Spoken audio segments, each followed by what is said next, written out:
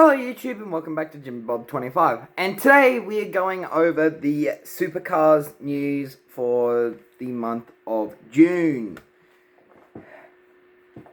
Very quiet month it has been, so this is going to be a short episode. So hope you guys enjoyed. Don't forget to like, subscribe, do all that good stuff. You know what to do, and let's get into the video.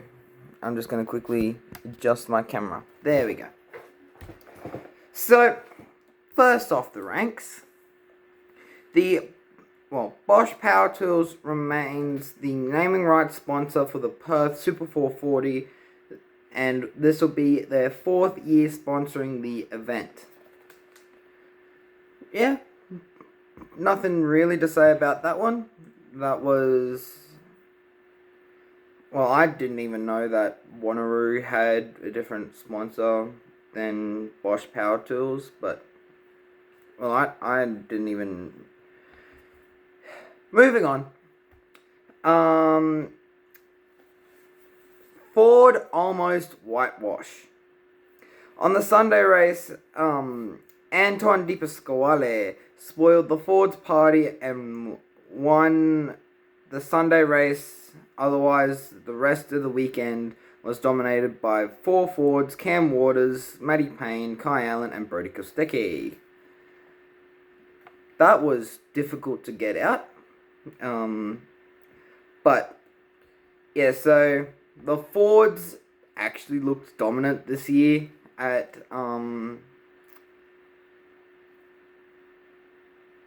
Hidden Valley Raceway. Jesus Christ. So that was good to see. I managed to watch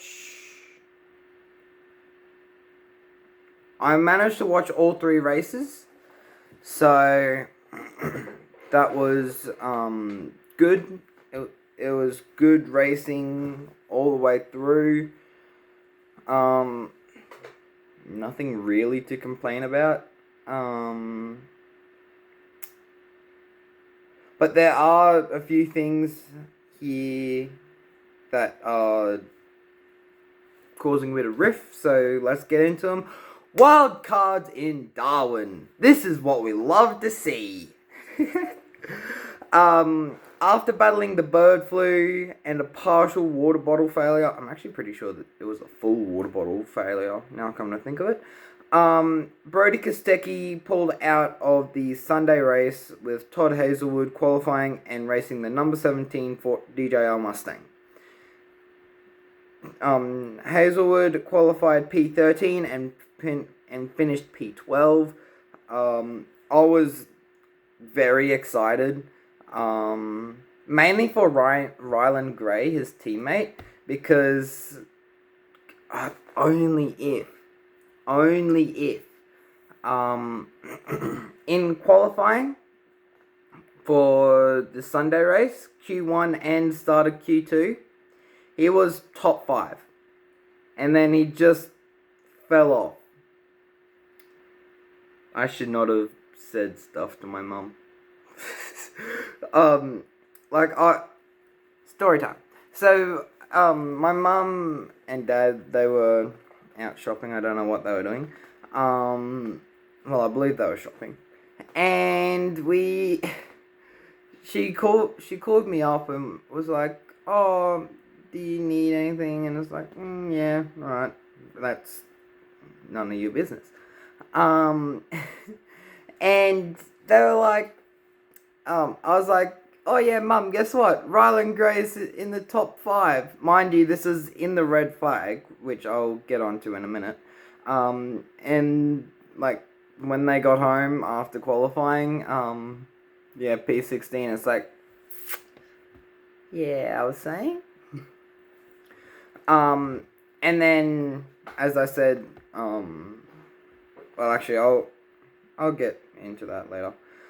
Thomas Randall also had to pull out of the Sunday race, who was later replaced by the well-experienced Mark Winterbottom.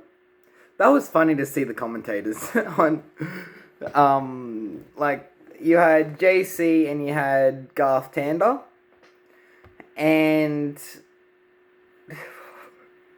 it was so funny to watch them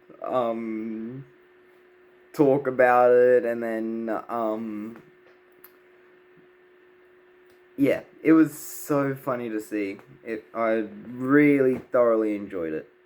Mark would start the car from the pit lane. Well, that was because he had to jump in after qualifying. And would race into the top 10 until stalling the car on the first pit stop. And falling off the lead lap. Yeah. For being a master of Hidden Valley, you definitely weren't a master today. Or on the weekend.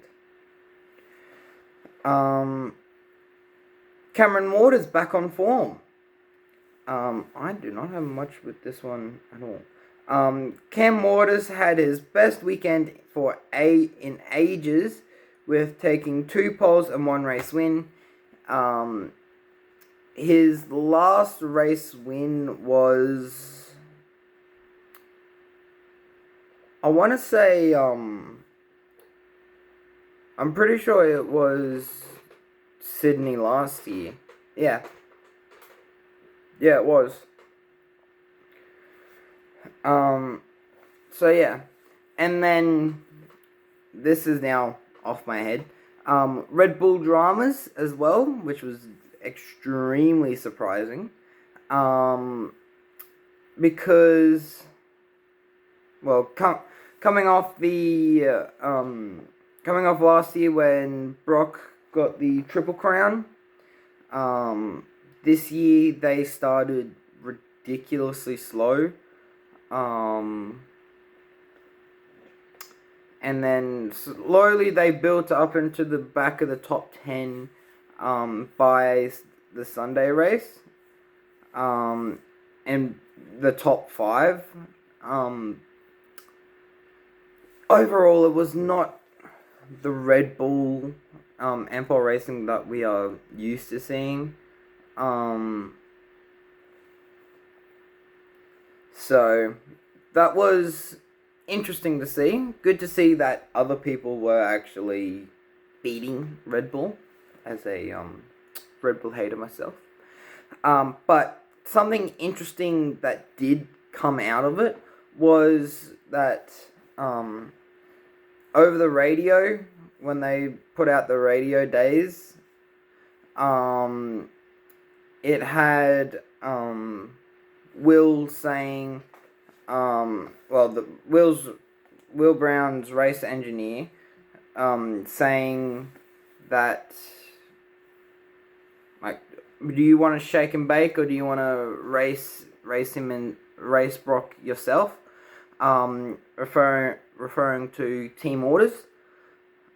And Will took the team orders route, and then got past and all that. And then he was going to let Brock back past, but a late safety car was called, and, well, for Chasey Mostert, and yeah, he just could not let him pass. So he said that he would make it up to him in a later round. Honestly, I hope that he does, because you do not want team drama, especially when you're fighting for P1 in the team's championship.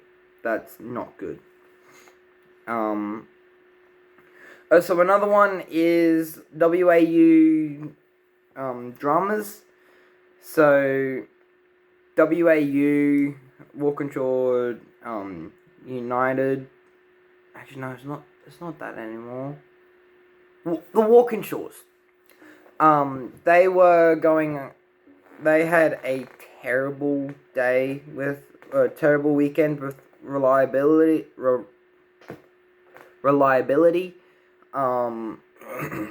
with the with Ryan Woods and power steering going on the Saturday race, I'm pretty sure it was, and Chazzy Mostert's engine going kaboom on the Sunday race. When Ryan Woods' power steering went, actually no, I'm pretty sure it was on the Friday. He put oil all over the track, and the team didn't tell Chazzy Mostert, and just went at turn 5. Turn 4. Yeah, turn 4. So, that was bad to see, but that was 100% on the team. Like, why don't you tell your drivers stuff?